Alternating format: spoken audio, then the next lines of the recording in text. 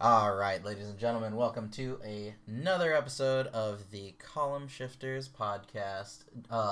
This man totally lost my whole train of thought. That's what happens when you go a whole week with only getting like 4 to 5 hours of sleep a night. Anywho, I am one Shouldn't of do what that. you say? You shouldn't do that. Yeah, I really shouldn't. Yeah. The fact that I don't have anything clever to say after that is a pretty big sign of it. So anywho, I'm your host, Juan Johnson, amateur race car driver slash editor in chief slash, person who breaks things and puts them back together in the middle of the night, which is part of the reason why he doesn't get enough sleep. Joining me here today is my good buddy, my good friend, my good pal, my good chum, fellow racing enthusiast slash, it's by the way, any is the whole dirt car thing, like, I know it probably isn't gonna happen this year, but did they ever say if you still had a seat for whenever they do finally go out again? Nothing yet. I haven't talked to him in a while, to be honest. So we'll see. Well, hopefully. I'm sure COVID's Yeah. fucked up everything for everybody. So hopefully someday he'll also be a fellow racy boy, and arguably Yeah. more racy boy since he'll be doing some whale to whale. Super racy Yeah, boy. super racy boy. I do the time attacky things. So I'm working my way up to that whale to whale, but I don't quite have the big money. Not that it's expensive to get started; it's expensive to keep it going. Cause I mean, you could run a seat in champ car. yeah, that's true. Champ car is a good way, and that honestly will probably be the first thing I do. Is It's like the only way these days. if you have a shop and you get enough things floating around. Okay, enough. It's the only way you can do it if you're a regular person. How about that? I mean, shop people are regular people. Don't alienate them out. Come on, man. Don't be disrespectful. Yeah, but no, you're right though. If you're Joe Dirt in your in your garage, God, man, I cannot think straight at all today. And you just as yeah, you're 100% right though. It's like the only way to really affordably do it. So anywho, getting on to yeah, that's Hunter. So say hi, Hunter. Hunter Reeve. I Hi, skipped his Hunter. last name too. Hi. Hi. Yeah. So anywho, today we're gonna start by talking about the exact opposite of Chump Car. NASCAR has had a bunch of really neat stuff going on in the past few weeks. Obviously, we're a little behind. We haven't done the last podcast. The last podcast I actually released hella late because I'm saying I released it hella late because I haven't actually released it yet because I realized I never edited it. So I'm gonna edit that and get that up here tonight. So that's gonna be old. Yeah, it's gonna be a little on the crusty side, but that podcast will be up, and then this one will be up. A couple of weeks after. Yeah, a couple of weeks after, maybe a week after, depending. We need to figure out what the podcasting schedule is gonna look like. But hey, we promised you guys that we 100% had no idea how frequent it was gonna be. We were just gonna try our best. So that is what we're gonna stick with.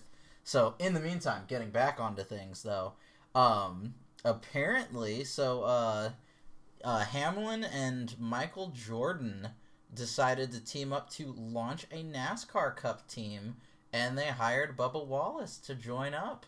Which that's very likely the reason why he didn't, obviously didn't stay on with, Richard thank Petty. you, with Richie Petty. Richie Petty. Richie Petty. Richie Petty. I wonder if he's okay with that or if he hates that. He probably hates that. I'm pretty sure the guy, seven-time NASCAR champion, deserves more respect than that. Yeah, that's true. That's true. Being called Richie. I think it'd be a quick way to just get decked in the face out of nowhere, like, "Hey, Richie Petty! My name is Richard. Please say it correctly." Bitch. Full accent drops No, and everything. I found this news comical because I like following Boomer Book Boomer book? to Facebook. That's Oh. what I call Facebook.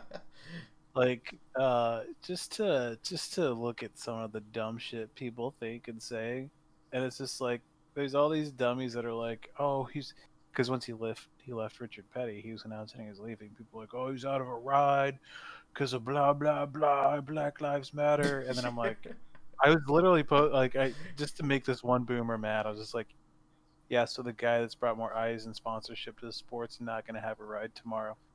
Yeah, makes total sense. And then I think it was 2 weeks after that. That's when this was announced. So I just found it hilarious. I mean, we'll see how Bubba Wallace does. I think this is not. It's not like this is going to be cheap equipment. And the other thing is too is you have probably the most famous name in sports ever of all time, who now owns a NASCAR, part of a NASCAR team. Like, how fucking cool is I that? know, and it makes perfect sense. Like he's, like at first you're like Michael Jordan, he's a basketball, he's a basketball guy. That doesn't make He had a sense. motorcycle racing team for a Did he while. really? I didn't actually know about Yeah, that bit. I think Roger Hayden rode for him, but yeah. But either way, it makes a ton of sense because especially with how much attention Bubba brought with all the Black Lives Matter stuff and everything, like it would make sense that Michael Jordan would be looking for an investment opportunity or a way to not just money making investment, but like investing in the black community in the United States and everything. Like it would make sense, and plus also this is huge because black people don't own NASCAR teams. That's not a thing. That's never been a thing.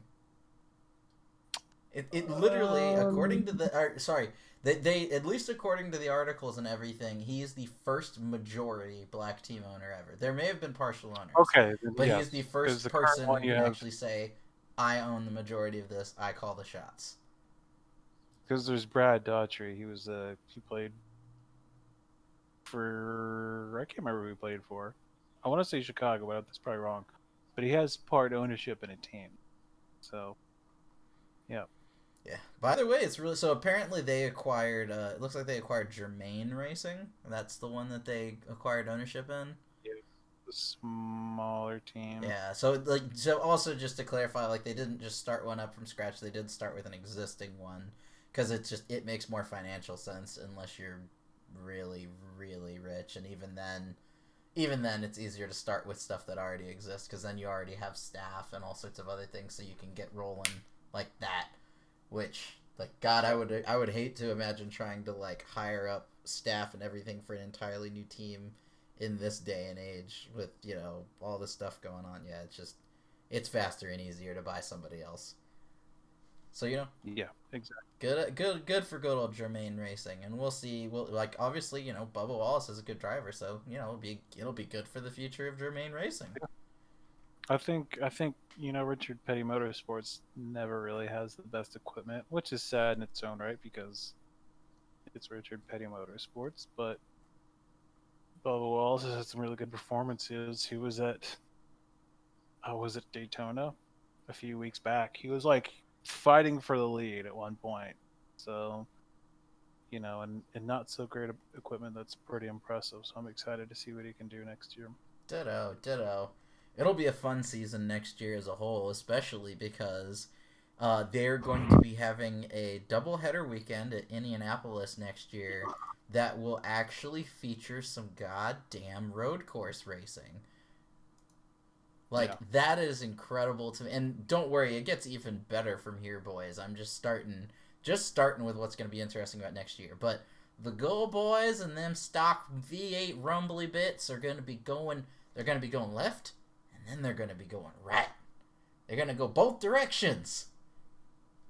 Which, it's always kind of funny because we are so used to the Oval Cup racing and stuff for the past, like NASCARs actually are okay road course cars. Like, they do have some heft to them because of what they do build road course specific cars. Yeah, yeah. It's not like they just slap different tires on the angle. Oh, they take the Talladega car and they're like, road course time.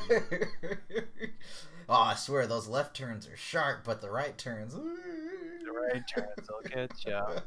Nah, but they are definitely. But it's the same general principles of chassis design. I mean, for all intents and purposes, I'm sure it's mostly just a difference in bodywork and a difference of alignment. But I mean, most of those, because I mean, I've even heard of, for the most part, I'm sure a lot of them could be converted, but they will likely have dedicated cars just for that purpose, because then you can make little changes here and there. But either way, it's still going to be great to see an American racing series that actually turns more than one direction and carries more than one speed, which is just fucking fast in a circle. Yeah. Well, yeah. I mean, there's IndyCar, but people are not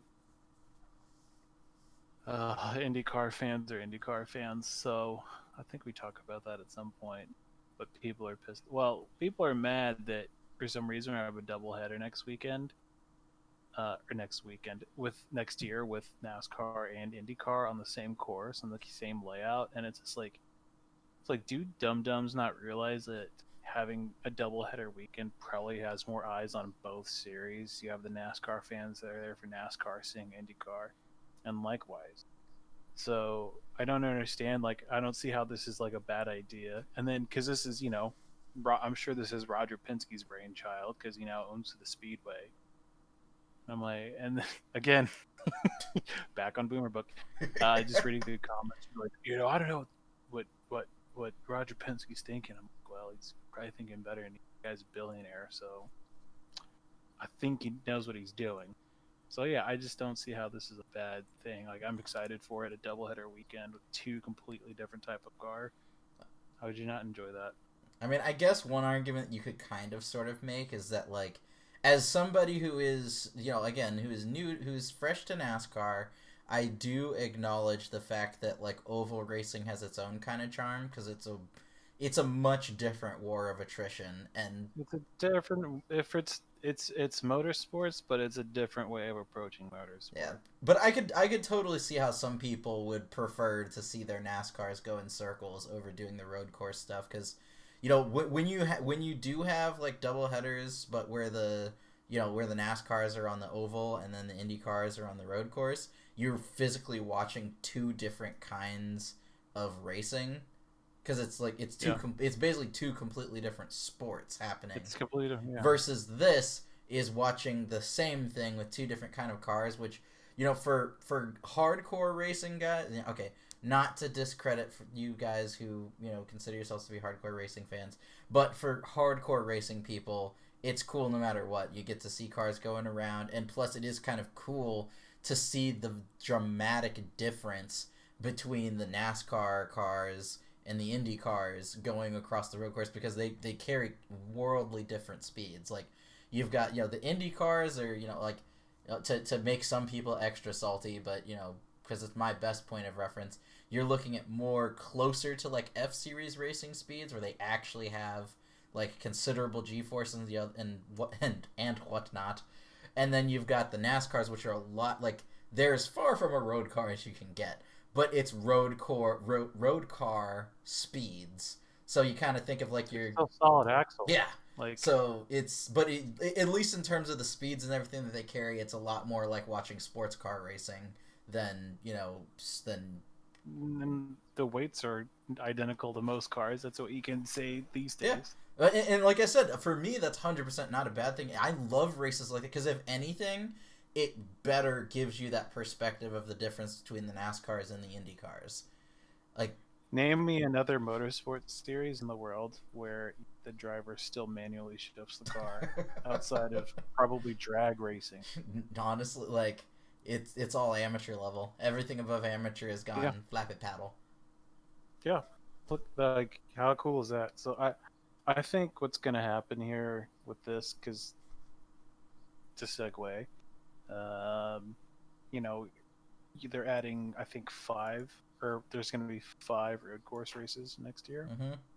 So that's going to be awesome. They're adding in Road America, which has only been visited. Crap, that's going to be awesome. Yeah, that's going to be fast, too. Like, their whole reason why, when they did the Daytona road course, like why they had to add in the chicane is that with the road course package, these cars will be doing 200 miles an hour at the start finish. It's so gross. It's going to be great. Road America is going to be fucking fast. Like, dude, then they're adding so exciting. So it's Road America, Indianapolis Motor Speedway road course are the ones they're adding. Sonoma. I think Sonoma has been off the schedule.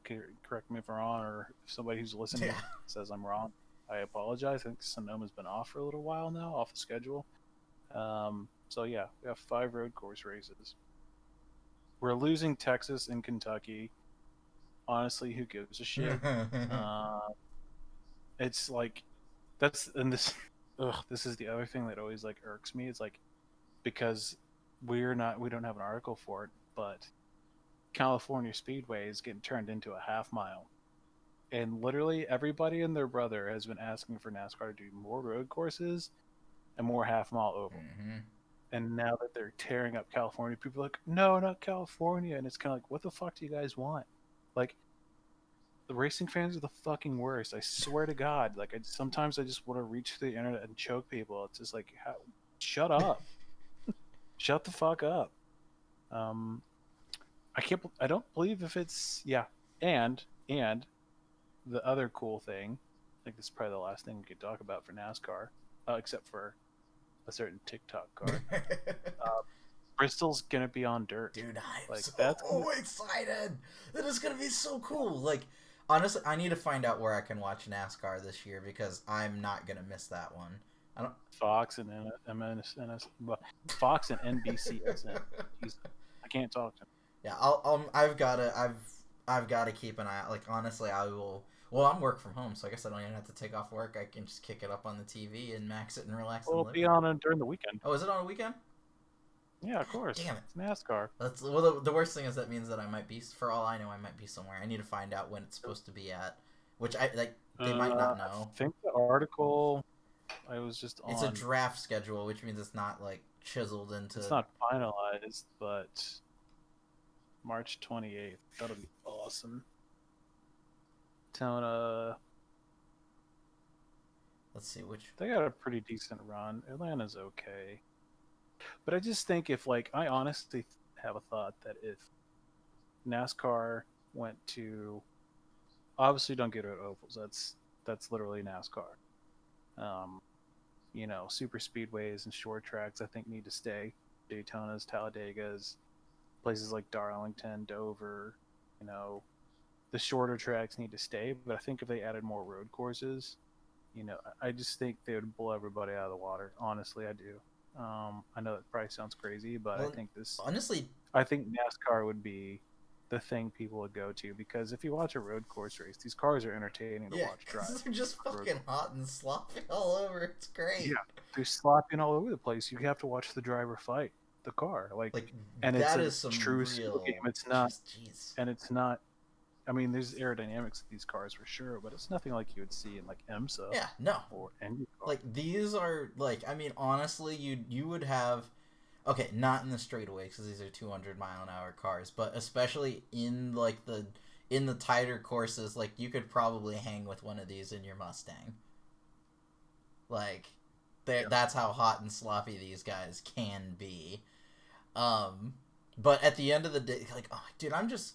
Honestly, this is getting me pumped to think about for the sheer fact, name me one motorsport where you can see, two completely different types of racing all done in one season. You've got, because they'll have the mixture of oval racing, road course. The closest thing is, ARX, Rallycross, where you drive on pavement and on dirt in one race. But it's still the same sport weekend to weekend. Whereas this, it's literally two different sports. And I cannot think of a better way to showcase raw driver talent, nonetheless, by showing who comes out on top consistently in both arenas. Or maybe no one will. Maybe we'll see how people shine in one way or another, and it'll be an opportunity for other teams with different skill sets or different abilities in building a car, how they can actually, make their design work in their favor for one type of racing or the other. This is just exciting stuff, dude. Yeah. Now, if they added a street course, that'd be a riot. Oh. But I honestly think that people don't give NASCAR drivers enough credit. They really don't. They're still talented. Look it up. People hardly talk about it, but there's a time Carl Edwards pretty much walked Michael Schumacher at the Race of Champions one year. And it was nobody ever talks about it. And it's funny too to listen to the announcers because they're kind of like, what's going on? Like they're kind of like befuddled that the NASCAR guy is beating Michael Schumacher. Well, and that's like the worst thing is it's just like it's NASCAR and its community and the personality of the people really downplay the quality of the sport. Like it really does, because I mean, you have these guys pop out of cars and be like, "Hoo-wee doggy, I That's sure what it done is. was going sideways, and I just That's not everybody. I know it's like, not everybody, but you have that's like you have a lot three of good dudes days. yeah, you have a handful of good old boys, then you have tons of yeehaw fans, and it's just like there creates this air of that it's somehow lowly, or it's as far from it as you can possibly. Like, I mean, dude, NASCAR, it's not in any way, shape, or form.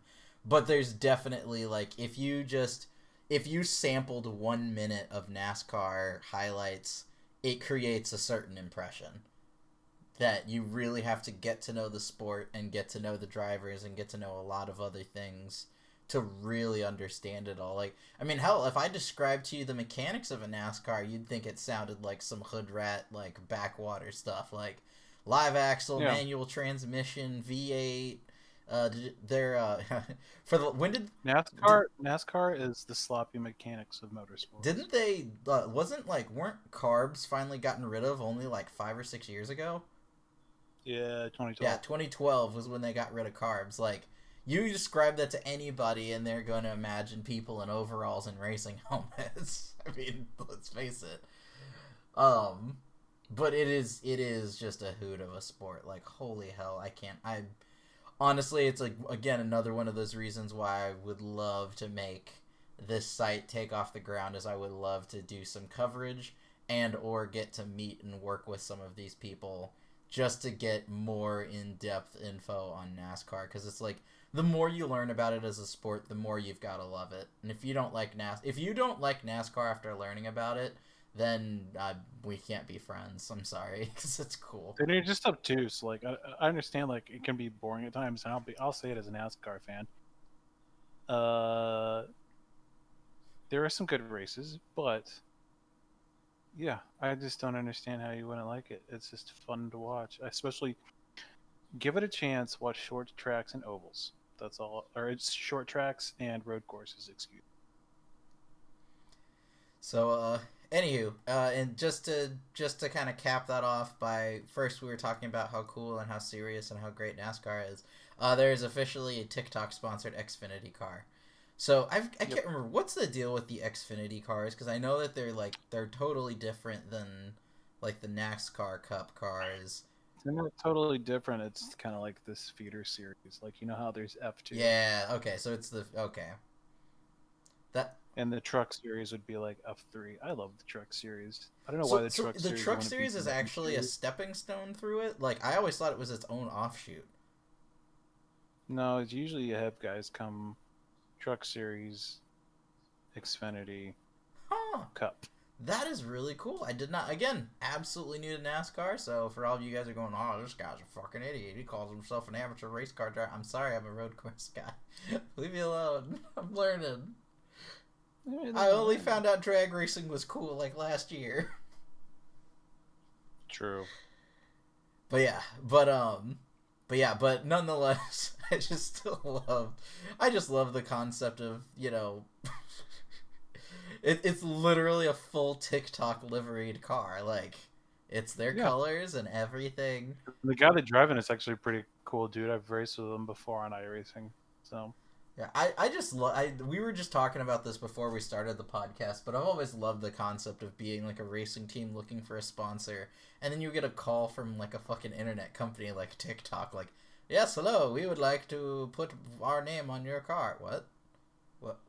Patagonia sponsored Bubba Wallace one weekend. Did they Oh, yeah, that's right. I remember that, actually. Yeah.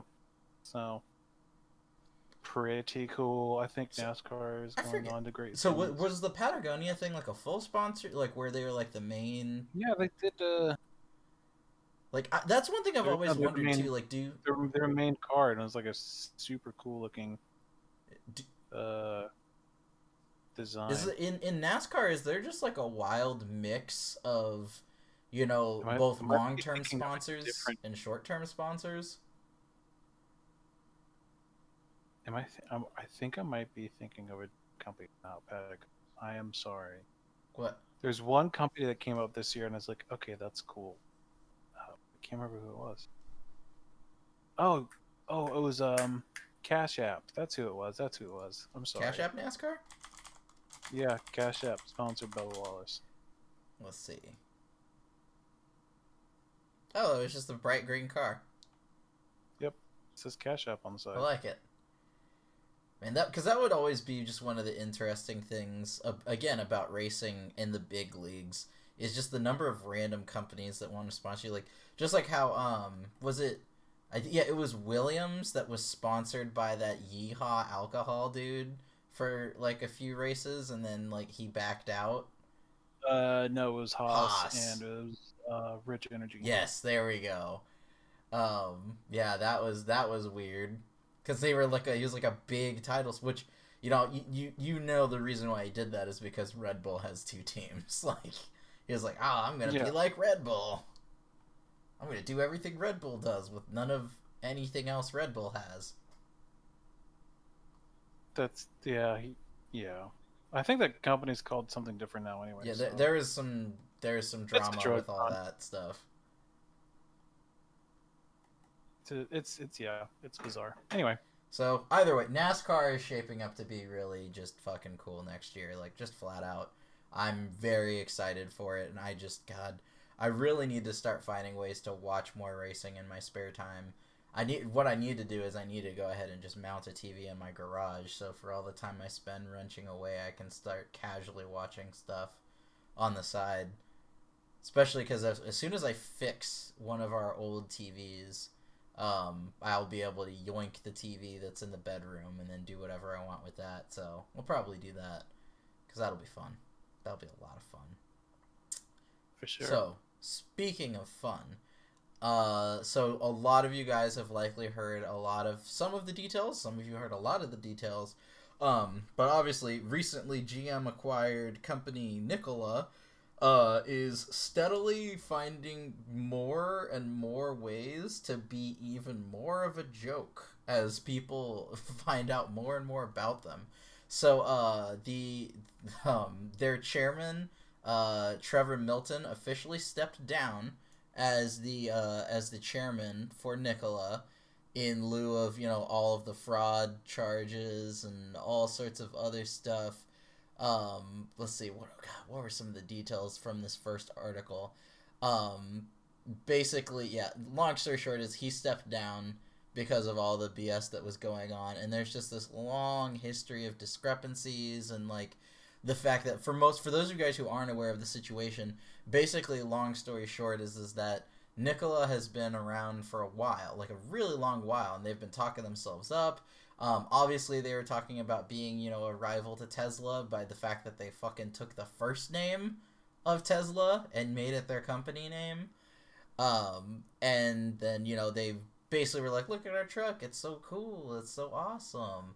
And basically, as time has gone on, we've started to find out, and this is just where it gets absolutely delectable, is I'm going to go through this brief list of various different things that have been funky about them that we've steadily found out. So for instance, the Nikola 1 in motion video that they released is a promotional thing.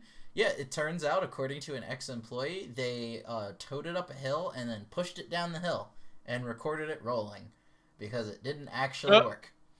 So that video was a big old piece of hooey. Then, and I'm going to read this to you word for word. It's incredible.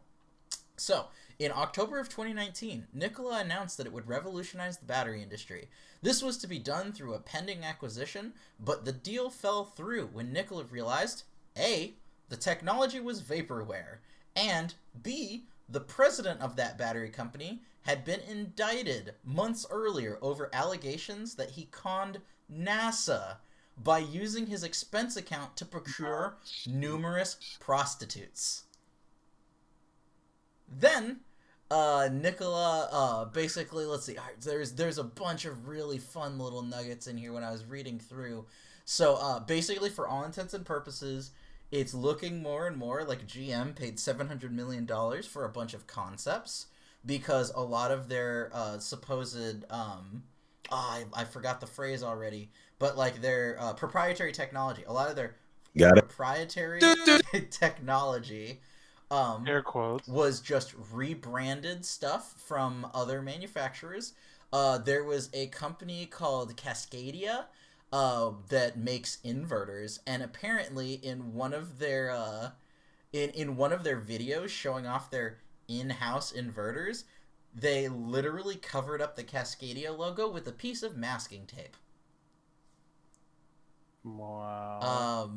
There's just, oh my god, and dude, it just gets worse and worse because it's like pretty much it's looking like they had the only proprietary technology that they have is their designs, like their design, the outside, not the interior designs, because again, these are all parts that have been sourced from other people. Then there's just a bunch of inconsistencies and straight up lies, like the Nikola, or rather Trevor claimed that their headquarters had 3.5 megawatts of solar panels on their roof that were producing energy. Aerial photos on the roof and media reports later showed that those panels do not exist. So that was a lie. Then they claimed that they owned natural gas wells. There is no such evidence whatsoever proving that they own assets that are anything resembling gas wells. Then let's see, God, what else is there? Then they mentioned at one point they lied and said that they had 5 trucks coming off the assembly line in their at their manufacturing partner plant in Germany. That plant confirmed that was a lie. At one point, Trevor had an artist stencil H2 and zero emissions hydrogen electric on the side of the Nikola 1, despite that it had no hydrogen capabilities whatsoever. And it was built using natural gas components, so none of that was true. And it's just like, dude, the number of stories, like, the more you read into this, the more you find out that the dude was just lying out his butt. And, like, I mean, the dude even cashed out at one point, like, during the acquisition process. I might be misunderstanding some of this because I'm reading it really quickly, and sadly I did not prep for this as much as I should have ahead of time. But long story short is that a lot of this we didn't know until, you know, last month or the month before. Like, this is just more stuff coming up. Like, first they got acquired, and then immediately after they got acquired, stuff got weird. And now it's just like, holy crap, is this such a big joke? And the best thing is that GM bid in. Like, now GM has a $700 million nameplate and some cool designs. Jeez. I'd be so fucking mad. I will say, it's kind of funky that, like, GM's reaction, basically, they said the future of GM's deal with it is that they stood by the startup. CEO Mary Barra said that the company has worked with a lot of different partners, and we're a very capable team that has done the appropriate diligence. And that's apparently what they had to say. But now basically they're going to be making the Badger, but it's just like, dude, I really do want to. I would love to be a fly on the wall when they started finding all this stuff out, like, because it happened so fast. Like, it was like GM announced an acquisition, so you know, like, somebody showed up, started learning stuff, and then their eyes just went wide. Like, it's like, fuck, dude. Oh shit. Are you fucking kidding me? You know what's even better is, you know, that there was one guy who's just like an engineer in the Nikola office, and when the GM guy showed up, he was like, yeah, no, this is all we got. I don't know what my boss told you, but this is all we got. And they're just like, fuck. That's probably exactly it. God, it'd be one thing if it was like, if we had heard that they partnered with, honestly, if they partnered with any smaller company, Like, it would be, it would almost make more sense, but it's like, this guy is this is all a legend. None of this is, like, a lot, like, this is all kind of, like, some first-hand accounts and other stuff. We'll see how this pans out when, like, lawsuits and other things start to happen, but at the end of the day, like, going off of what we got, like, this man's impressive. I mean, he just sold straight-up vaporware to GM. Yeah. Like, that is a boss move. It's a dick move, but it's a boss dick move. Like, honestly, that man, let's get that man into politics, dude. Well, actually, depends. Yeah. Depends on where he channels that. If he channels it against other countries, we're fucking good. If he channels it against us, then, we're getting more Trump walls.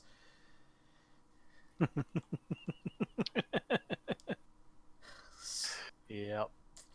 So, anywho, but that one was just so fun to read. Like, honestly, like, Hunter, I recommend you read that article on your own time. Because, like I said, I don't remember everything. I was mainly skimming through for things I could recognize and remember really quickly. But, like, everything in this story is just hot garbage. Like, everything. So, now that we're done talking about hot garbage, let's talk about a different kind of hot garbage. Tesla's new Plaid drivetrain. It was teased. Fuck, dude. I think the Plaid thing was, like, last year. 13 years ago? It might have been even earlier than last year when they first talked about it and they were testing at the Nürburgring. And there was all the jokes where they're like, oh, the Plaid drivetrain's going how fast and whatever. And then people were like, look, it's got a wing and da-da-da-da-da-da-da. And there's all the questions about what tires it was running and all the other stuff. Well, obviously all those same questions are still present now, but they do apparently have a quantified lap around, was it Laguna Seca? I'm trying to remember. It looks like Laguna Seca. It was around Laguna Seca, and basically they confirmed it makes 1,100 horsepower. It's the Tesla horsepower stuff, so it's all weird, but 1,100 is reasonably believable considering, all of the other factors at play. Sure. But the biggest thing, the coolest thing about this is that, so they're claiming that the reason why they're able to do this is because it's not just because they upgraded the motors and a bunch of other stuff. They also improved their battery tech, like, to the point where I don't remember what the numbers were they were saying. It was like, I think it was upwards of a 30% improvement in efficiency or in capacity. Basically, long story short is that the Plaid drivetrain Tesla Model S, if you're not driving it like a hooligan, will apparently get up to 520 miles of range, which I will say, people are, oh, Tesla lies, da da da, but if there's one thing that they've consistently proven, it is their range. Like, they've yet to actually lie hardcore. Well, I'm sure they lied at one point, but for the most part, like, when they say that, the Model S goes 300 miles, it does. Albeit in ideal situations, but that's how it always goes. So, the most exciting thing to me, like, because I don't care, I mean, obviously we know the Model S is quick. I think that it's extremely immature that Tesla keeps taking the cars and being like, look, we just set a lap time around this track. We're so much better than the supercars. I don't know what accent that was. Apparently that's my idea of Elon Musk, even though he sounds nothing like that. Your what is it, transatlantic drawl, right? But it's not even a good one. It's like a mixture between that and, like, terrible. Southern. Yeah. But anyway, but for me though, that range of 520, like, I've said this 3 times at least on the podcast and maybe more times in person. 500 miles is the point where electric cars stop having range anxiety, because 500 miles is when people who aren't burning their candle at both ends, which I'm being a bit of a what's the word for when you argue about something that you are hypocrite. There we go. Devil. It's very hypocritical of me because I've never done a road trip where I didn't drive nonstop. Never have I done one where I actually. Oh, well, that's a lie. Road trips I've taken with my girlfriend, we've stopped, but we still did long stints. But if you travel from, like, 8 a.m. to 5 p.m., so, like, you travel, you stop somewhere in the middle for lunch, you stop for the evening, eat dinner, and then go to bed, that is like you can only really cover 500 to 600 miles. Yeah. So that's when it is completely a non-issue to have an electric car. You drive it somewhere, you park it at a hotel that has a supercharger, you sleep for the night, you're good to go to your next stop. So this is a big deal in the world of electric cars, at least for me, and I'm sure it is for anybody who looks at these things in a reasonable way versus a hate Tesla versus overly love Tesla versus etc., etc., etc. So, yeah, that's kind of the cool thing and the thing that I like. And obviously they say it'll reach a top speed of 200 miles per hour, which is, gross. But, not as gross as the price tag, which the price tag is $140,000. Woohoo! Which is, yeah.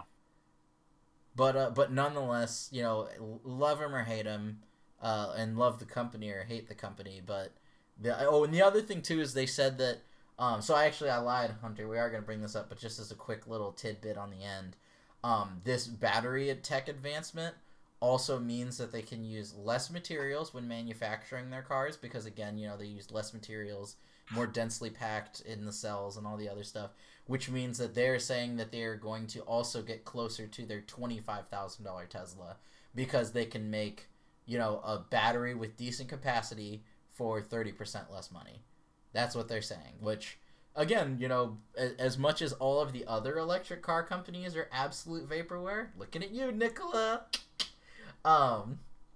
as much as the other ones are vaporware, Tesla so far has started to prove some things. There's lots of other stuff that they're totally lying about. Anytime they announce a new car, do not hold your breath. Wait 3 to 6 years before you're going to ever see that on the road. But nonetheless, if they say that they have a technology to do something, they have at least tested it. Like, it may not be fully proofed out yet, but they have at least tested it and gotten those results, which, as a man of science, I'm the most scientific man in the world. I mean, race car drivers are literally scientists. Like, they're basically rocket scientists. They just go horizontally instead of up.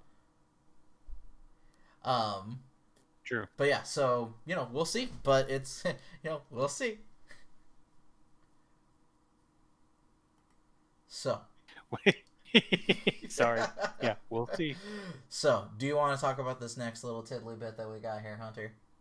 I mean, I know it's very exciting because you're gonna it's kind of all the same. You're gonna buy 3 of them, right?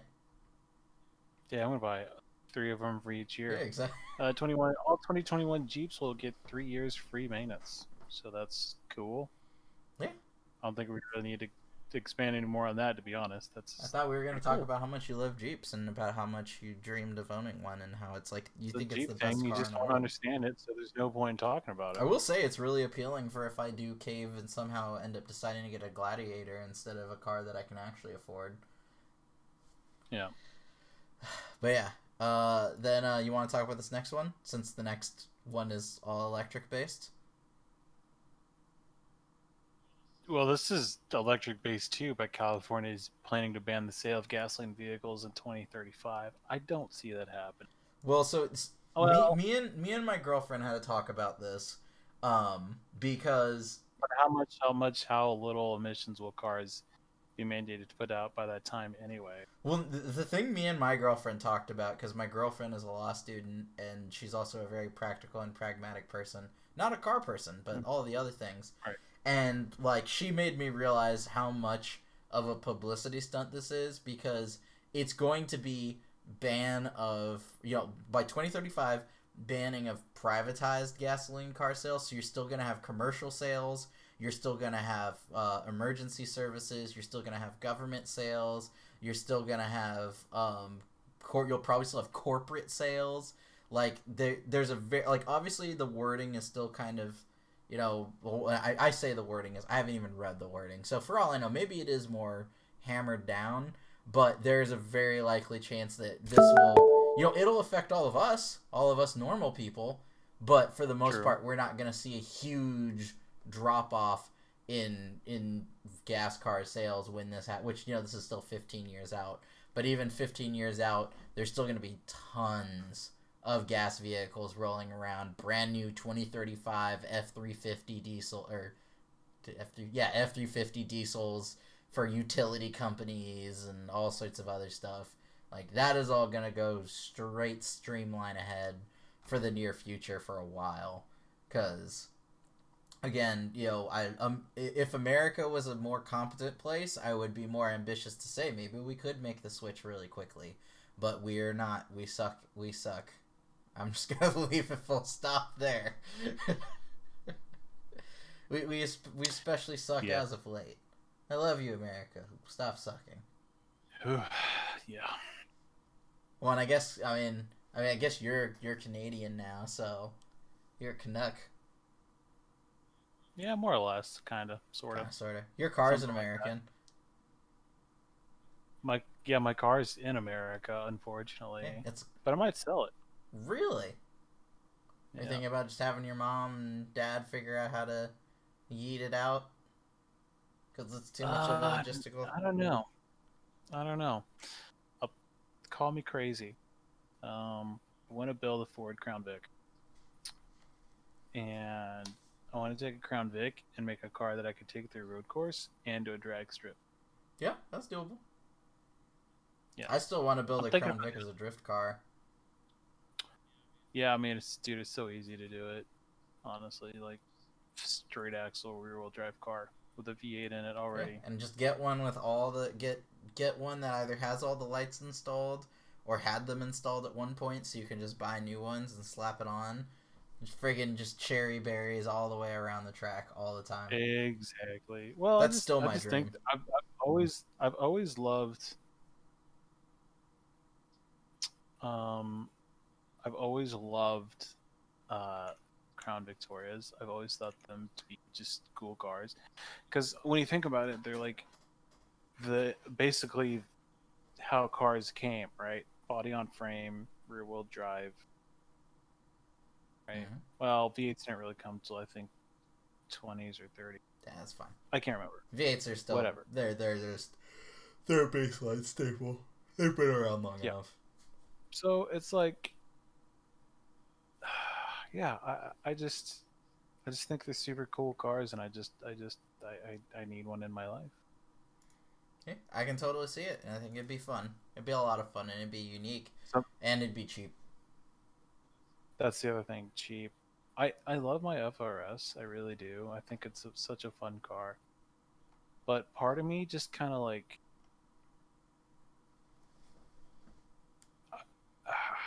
I'm just scared I'm scared of Subaru engine. I know you're a Subaru boy. But there's like two people at my local track, and they both blew up FA20s this year.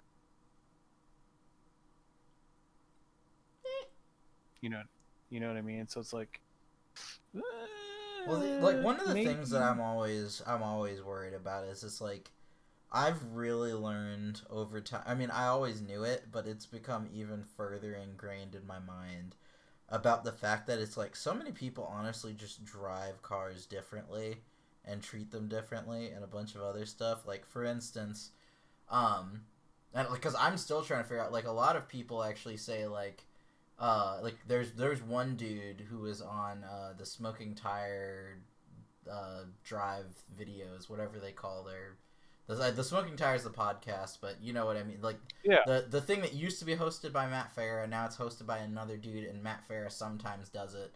And they had a dude with a track prep where he's actually like an S2K challenge winner, because there is a specialty S2K like racing series where it's just one big event. I don't remember if they host other events. There might be other ones. I'm still, obviously as an S2000 I should know this, but I'm still getting the hang of it because I'm just started actually really racing it this year. But there is an S2000 specific series that people race in, and it's all time attack. It's not wheel to wheel. And it's, fastest S2000 wins. And this guy is like he was like a podium holder, but he was talking about how he apparently blows up a motor every year.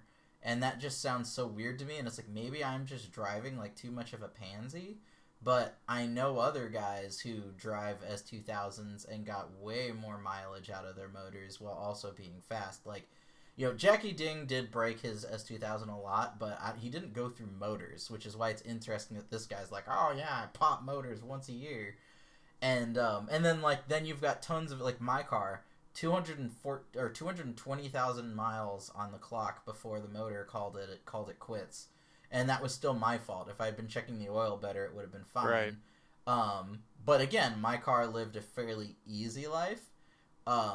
That being said, we'll see, because now it's got a new motor. We'll see how long this motor lasts. If this motor pops at 10K, very well, I may be able to confirm people's suspicions.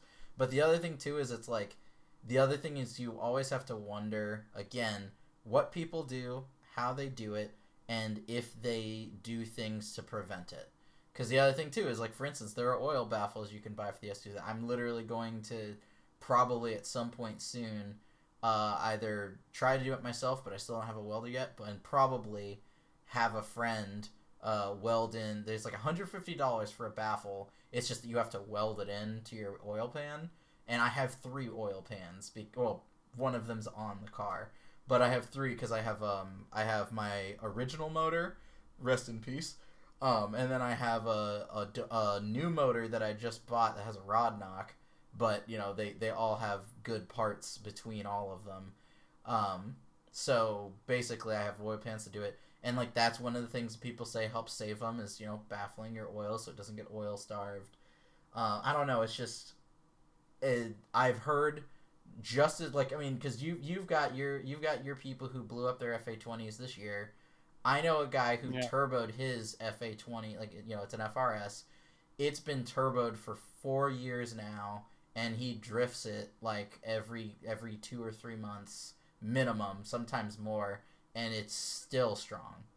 So it's like something, and that motor should die before these naturally aspirated guys are killing it. So it's like, what are people doing different? What are people doing wrong? Because, like I said, I mean, it's not like drifting is easy on a car. Like, for all intents and purposes, no, not at all. He should have popped his motor long before these guys did. Well, and were either of them for forced induction? No. Yeah. So that's why it's like, I used to be way more biased based upon information that I heard, but now honestly, I never know what to think about cars anymore. So I just have to, you know, as shitty as it is, half the time I take what people say with a grain of salt. If I can't get a scientific answer from somebody though, like if it's either, you know, conjecture, like basically if somebody can't mechanically explain to me why something failed, then I take it at face value, because it's like, you know, same thing. My transmissions in my WRX is supposed to have blown up by now. Everybody says, oh, it's a glass transmission. Everyone says, oh, when you put, you know, 400 horsepower or more through it, you'll blow it up. I don't make 400 horsepower, but I rally cross the fucking thing. And when the S2000's broken, I autocross it and I launch my car. I don't launch it daily. Like, I don't launch it at every stoplight, and I don't try and do, like, hoonigan things on pavement, but I do abuse my car, and yet I've got 160,000 miles on a glass transmission. And, you know, I've got an S2000 with a glass differential. Yeah, so that's the thing, too. So it's like, how do people treat it and what you do with it? My thought is that Crown Vics, and I know it sounds silly, but they just get the shit beat out of them all the time. Like, that's literally their job. Is to get the shit kicked out of them. So that's kind of why I'm thinking about it that way. And getting rid of my FRS, as weird as it sounds, but I'd love to do some kind of drag racing and have a big ass boat car be a track car. Like, that concept seems hilarious to me, and I want to try it. I love goofy cars. Like, man, well, honestly, I've even talked about, like, yeah, no, I 100% get it. I need more goofy cars in my life, honestly, because both of my cars are too fucking serious. Yeah. See. Yeah. Exactly. See. Like, my S2000 has got the formula to be a mid pack to high mid pack street mod car in grid life and other stuff, and technically SCCA because it's super street modified. It's got the bones for it, and it's just like, it's hard, like, you know, it's a really cool car, and I'm really proud of it, and I love it, and it is cool for that reason. But, like, then I look at my friend who did the Chop Top Challenge 2 years ago now.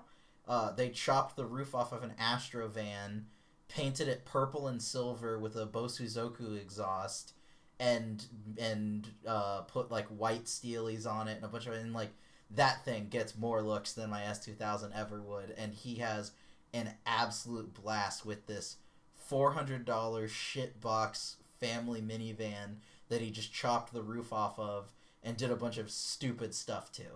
And it's just like, God, I need something like that in my life. Because it's just like, it puts a different kind of smile on your face, because then you're just like, you're just dicking around because you feel stupid and everything's stupid, so you can't take anything seriously. Yeah, fuck it, why not, right? Like, that's the whole reason behind it. Like, it's like, honestly, having a cool car is overrated. Having a dumb car is where it is genuinely at, because you will genuinely spend less money, you'll spend less time worrying and less time caring. Which is why I need one. Yeah. But at the same time, there's still that part of me that also wants to have cool cars, so, you know, get fucked me. I will still say, though, I do plan on, like, in my perfect dream master plan, like, I win the lottery tomorrow and I'm settled away. Obviously, you know, if I win a big enough lottery, I'm buying a Koenigsegg. But that's the serious part of my brain working. The other part of my brain is, like, I want to buy 3 more S2000s. I want to make one of them a stage rally car. Oop, I'm flipping you guys off. I'm sorry about that. Yeah, we'll go with Pinky first. We'll do build one of them into stage rally car. Build one of them into like my current thought process is, since S2000 body panels are expensive, I'm gonna build a tube frame body, like, you know, basically like a cart body. But instead of doing like the normal kind of weird ones, like, I actually want to like sculpt a body out of like tubing so it still looks like an S2000, but, you know, but with all replaceable tubing parts that are cheap. And then do a drift build out of that, and then lastly have another S2000 that's completely stock, because the stock S2000 still, if any of you guys are ever on the fence, the stock S2000 is still one of the best cars I've ever driven in my life. Flat out. Just flat out. In terms of raw, streetable enjoyment, so good. Yeah, you can build them into being even crazier good. Like I said, like, handling-wise now, my S2000 feels more like a Corvette that's down on power. But it definitely lost some of its streetable silliness, which is, you know, half the fun. So, speaking of half the fun, VW officially revealed their ID.4. More like 8th of the fun. So you know, obviously VW, all their ID things are like, there's the ID concept, the ID van or ID bus, and all the other things. But this one is actually a full-blown production car that has a range of 250 miles. And there's a first edition that's going to be launching for 45 grand. But for the most part, you'll be able to potentially pick one of these up for about 41 grand. And, you know, it's not too bad. It's kind of cute, kind of goofy. You can get it in two-tone. I actually like the rear taillights. The rear taillights are cool. Wow, dude, did you see the pictures of the interior? No, I did not. Yeah, if you open up the thing and go down to the very bottom, that last picture is kind of interesting. I kind of like the contrasting thing. I feel like it'll look gross and get dirty over time, potentially, but it's neat. Oh, yeah, that is pretty cool. Yeah, I'm sorry. I did see that earlier. I was looking at something else. Yeah. I don't know about a white wheel, though. That's my only thought. You know what? Honestly, I think, you know, our first thought is pretty bad, but honestly, is since it's leather, like, honestly, leather doesn't really tarnish too bad unless you're really, like, fucking gross and abusing it. No, I think it'll get gross really fast. You think it'll get gross really fast? Yeah. I guess we'll have to find out. But yeah, no, so either way, it's, you know, it's another cute little electric car on the market, and it's like, we're finally hitting that point where electric cars are getting not exciting, because real auto manufacturers are putting them out there, and, I mean, honestly, 5 years from now, everybody's gonna know somebody with an electric car. Hell, I already know like 10 people with electric cars. I know 2 Model 3 owners right now off the top of my head. Because it's the affordable one, obviously. Yeah, but I mean, everybody. Yeah, that was the whole point. Yeah, now we're getting all kinds of traffic at work for Model 3s, like website traffic. Are you guys selling unplugged performance parts yet? Not yet, but we should. That's what, dude. I already one of my friends is already freaking shopping their stuff. Like he's like getting ready. It's like, bro, you still have a warranty. Don't. No. Yeah, I was gonna say too. Like, doesn't Tesla like tightly control everything that happens to the car? Absolutely, dude. Like I joked with him. Like I friendly joked with him, but not so much really actually joked. That I was like, Tesla loves their car buyers. They don't give a shit about their car owners. Oh yeah. You're buying a car? Oh my god, you were the best person in Great. the world. After I'm sales, gonna go give fuck. you a blowjob. I'm gonna give you a shoulder rub. You were great. Look at all of our quirks and features. Look at how cool you are going to be. Oh, you bought it? Cool. All right. Yeah. So by the way, we're gonna patch away 10% of your battery. Oh, you put on different wheels. Guess that's gonna void your warranty. You dinged your car. Sorry, man. We really need all of our parts for production right now. So here's a loaner for the next 4 months. Yeah, I don't understand. Whatever. I guess people. Yeah, I don't understand the draw with that company. I really don't. I mean, I like the cars. I mean, Honestly, I genuinely, honestly, cars are great, but they're like Apple. yeah. Like, But they're if I had the money, I would actually be an owner of a Model S or a Model 3 right now if I did have the money. But that's because I do like a lot of their stuff. Even the stuff I hate about, like, I do still think that their infotainment is too layered. Like, you have to go through too many menus to get to basic functions, in my opinion. And if it wasn't for autopilot, way more Teslas would be crashed flat out. But that's kind of why they designed their system the way it is because they assume people are going to be using their number one selling feature, which is autopilot. And that's one of the big appeals to me over a lot of the electric cars. But I also honestly really just want an electric car so I can start saving a little money on fuel, not a lot, and then also feel like I'm not being as much of a jerk to the environment because I don't run E85 yet and my car spits flames. yeah. Well, I think soon enough, everybody's daily driver is going to be electric. Like, Yeah, that's just gonna be how it be. That's gonna be how it do. it's just how it do. So speaking of be how it be and do how it do, Hunter, do you want to talk about this next one? I sure do. Yeah, Well, buddy. actually, no, I don't. It pains me. Are you sure? I don't know. Are you sure? I honestly don't know what BMW is anymore. To be honest, I don't understand these grills. I don't understand the point. I don't understand anything anymore. I don't understand things. 2020 is the year that I just don't understand things anymore. Well, Hunter, And I don't if it get it. makes you I don't feel know any if I'm better, old now. have you looked at the picture of the seats, especially the fancy sports seats, because they are absolute to die for. Like I can't wait for somebody to roll one of these so I can buy the seats. They're okay. I mean, they're not. Yeah, I don't know. I mean, they're alright. Are you looking at the super sport seats, not the normal seats? Yeah. The ones that are carbon fiber backed? Yeah. Are you sure you're looking at the That's carbon fiber backed BMW's ones? done for a while anyway, though. What'd you say? I'm pretty sure that's something BMW's done for a while anyway. Yeah, but these seats are absolute sex. They're so good, so good. So I'm gonna actually come out from. Do that with the front end of the car. So I'm gonna come out from outer ring with a metal chair here, and actually say for some reason I was the first one to vomit when I saw the new grille, and somehow, some way, because now that we've seen the rest of the car, somehow I'm actually okay with it. I actually like. I honestly think I may be having like a brain hemorrhage or an aneurysm that's just been going on for like 2 weeks now. But I actually really like the new M cars. Now, I will agree that I think it would look better with a normal sized kidney grill. But Yeah, just put a fucking grill on it. I don't understand the point of this shit. but no, oh, and by the way, Hunter, just to make sure we're on the same page, I'm talking about picture number 66, which I'm gonna just go ahead and paste. I'm gonna put it in Slack for you, or actually, I'm gonna put it in Facebook for you because I don't want to mess up the Discord recording. Let's see if it loads properly. Nope, of course it doesn't. Hold on, I'm gonna rehost it. I hate when websites have weird photo URLs. There you go. That's the picture I was talking about.